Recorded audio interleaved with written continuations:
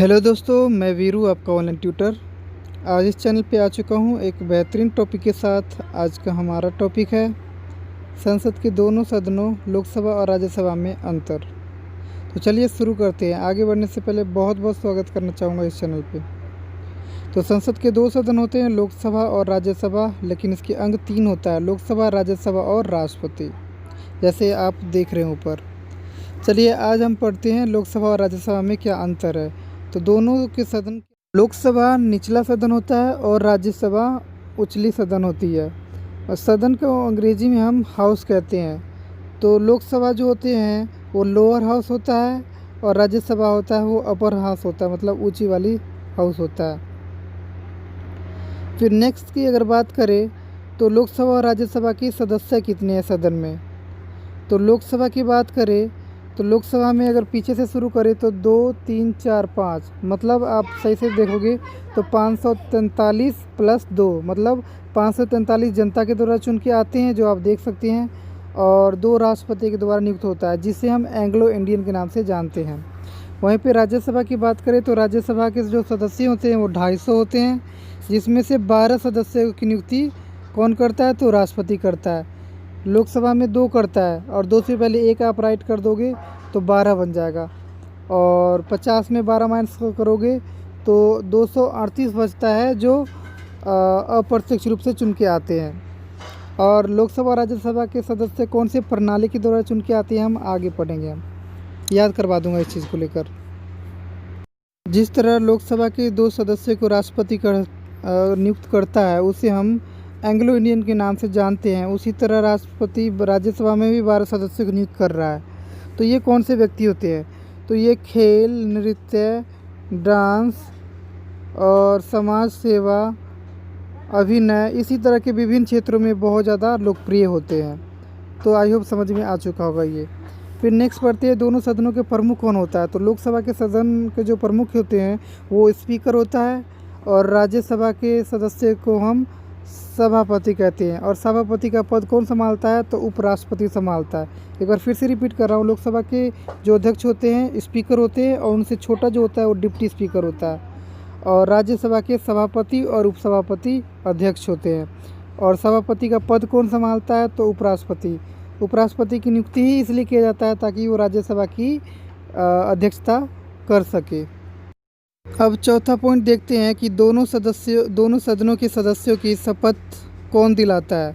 तो लोकसभा और राज्यसभा दोनों सदनों का जो शपथ है वो राष्ट्रपति के द्वारा दिलवाया जाता है। लोकसभा में जितने भी सदस्य होते हैं, राज्यसभा में जितने भी सदस्य होते हैं, उनको शपथ दिलाने वाला जो व्यक्ति होता है वो राष्ट्रपति होता है। याद रखिएगा, संसद का जो तीसरा अंग है वो है राष्ट्रपति, और राष्ट्रपति जो शुरू के जो 2 अंग है ना, उन दोनों सदनों के सदस्यों की को शपथ दिलवाता है। 5वां पॉइंट है सदस्य त्यागपत्र किस किस को दे सकता है। तो दोनों ही अपने अपने प्रमुख को दे सकता है।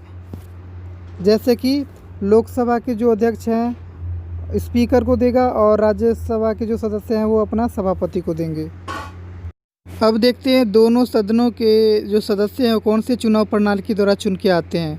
तो लोकसभा के सदस्य FPTP प्रणाली के द्वारा चुन के आते हैं, और राज्यसभा के सदस्य PR प्रणाली के द्वारा चुन के आते हैं। फिर नेक्स्ट पॉइंट है हमारा,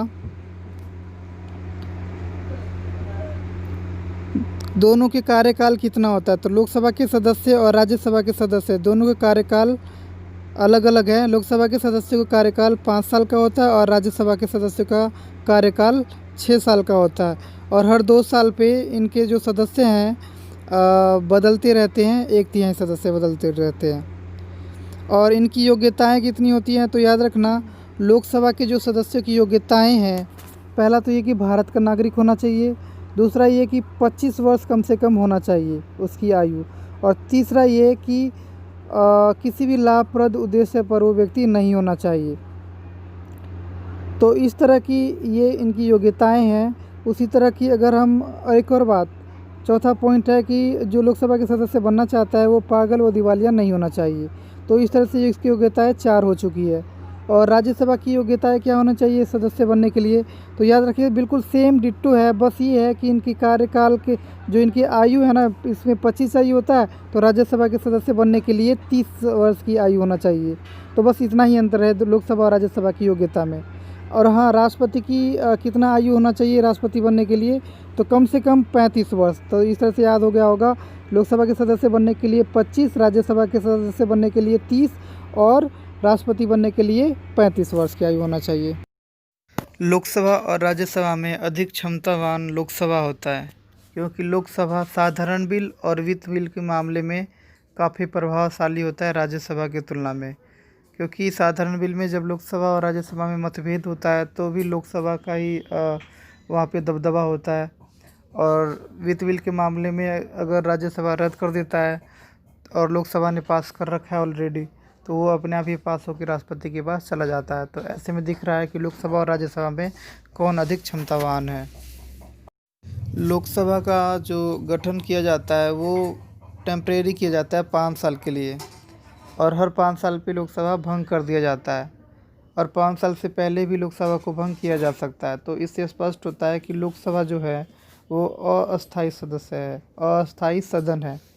वहीं पे राज्यसभा की बात करें तो राज्यसभा स्थायी सदस्य सदन होता है, परमानेंट सदन होता है, जिसको भंग किया नहीं जा सकता है, और इसके सदस्य है हर 2 साल पे इसके 1/3 सदस्य बदलता रहता है। मतलब ये राज्यसभा जो है वो कभी भी भंग नहीं होता है। तो इस तरह से हमने समझ लिए हैं कि लोकसभा और राज्यसभा में क्या क्या अंतर है, और ये बहुत इम्पोर्टेंट टॉपिक था।